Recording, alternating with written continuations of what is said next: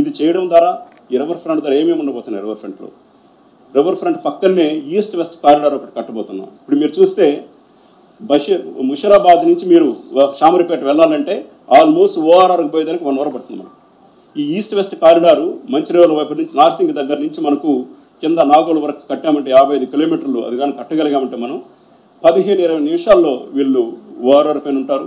అక్కడి నుంచి ఒక 15 నిమిషాల్లో ఎక్కడికి పోవాలంటే అక్కడ పోగలుగుతారు. దీని ద్వారా నగరం లోపల అభివృద్ధి వస్తుంది. దీని మీద 18-16 బ్రిడ్జ్లు ఉన్నాయి. వాటన్నిటిని కూడా ముఖ్యమంత్రి గారి ఉద్దేశం ఏంటంటే వాటిని మంచిగా హిస్టారికల్గా వారసత్వం ఉట్టుపడేటట్టు కట్టమంటున్నారు. అక్కడ పెట్టుకుంటే హాకర్స్ జోన్స్ పెట్టమంటున్నారు.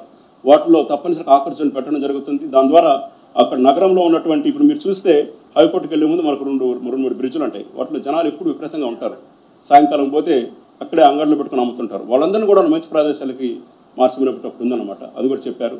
అట్లాగే నగరం నది వెంబడి రిక్రియేషన్ జోన్స్, అట్లాగే పబ్లిక్ ఫ్రీగా పోయేదానికి పార్క్స్ డెవలప్మెంట్స్ జనరంజకంగా ఉండే ప్రోగ్రామ్ చేయడము ఇవన్నీ చేయడం జరుగుతుంది.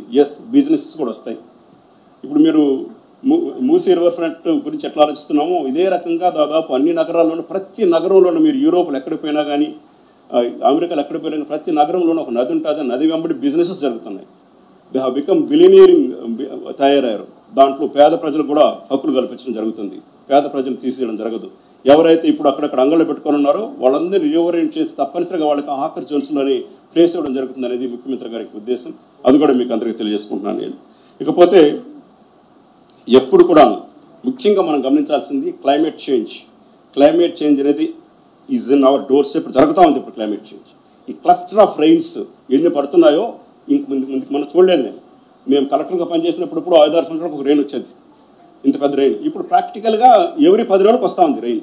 హెవీ రెయిన్ వచ్చేస్తూ ఉంది, డౌన్ పోర్ వస్తూ ఉంది. మనం ఎంత చేసినా ఏమి అరకట్లేకపోతున్నాం. అందుకని ఈరోజు నగరంలో చూస్తే కూడాను వాటర్ హోల్డింగ్ స్ట్రక్చర్ చేయమని చెప్పారు సీఎం గారు. ఆల్మోస్ట్ 10 ప్రాంతాల్లో మొదలుపెట్టాం. ఒక్కొక్కటి 10 లక్షలు. అటువంటివి ప్రతి దగ్గర వాటర్ నుంచి దగ్గర చేయాలని ఇక్కడే కాదు వరంగల్లో చేయాలి, కరీంనగర్ నుంచి ప్రతి నగరంలో 95 చేయించారు. ఆ ప్రోగ్రామ్ జరుగుతూ ఉంది. అట్లాగే మనం హైడ్రా తీసుకొచ్చినప్పుడు ముఖ్య ఉద్దేశం హైడ్రాది డిజాస్టర్ మేనేజ్మెంట్కి సంబంధించినటువంటి చేయాలని చెప్పాము. తెలంగాణ కోర్ అర్బన్ రీజన్కి సంబంధించి ఒక సబ్ కమిటీని ఏర్పాటు చేసి దానికి నేను సెక్రటరీగా ఉన్నాను. దాంట్లో వివిధ సెక్రటరీలు ఉన్నారు. మేమందరం కూడా హైదరాబాద్ నగరాన్ని డిజాస్టర్ ప్రూఫ్గా ఎలా చేయాలి. ఒక్కసారి విపరీతమైన వర్షం ఊర్లో పడిందంటే అన్ని పనులు ఆగిపోతాయి, ఎవరు పోరు, నగరానికి నష్టం వస్తుంది. మీరు బయట నగరాలు మనం చూసినప్పుడు పెద్ద పెద్ద వర్షాలు తట్టుకుని నగరాలు కట్టుకున్నారు. వాళ్ళు విపరీతంగా డబ్బులు ఖర్చు పెట్టారు. దానివల్ల నగరంలో ఉన్నటువంటి బిజినెసెస్ దెబ్బతినట్లేదు. పేద ప్రజలు ముఖ్యంగా హర్ట్ అయ్యేది ఎవరంటే చిన్న చిన్న బిజినెస్ల వాళ్ళ బిజినెస్ కొట్టుకుపోతాయి, వర్షాలు తడిచిపోతాయి. వాటిని కూడా ప్రొటెక్ట్ చేయాల్సిన అవసరం ఉంది. ఇటువంటివి ట్రాఫిక్ సమస్యలు రాకుండా దానికి హైడ్రాన్ తీసుకురావడం జరిగింది.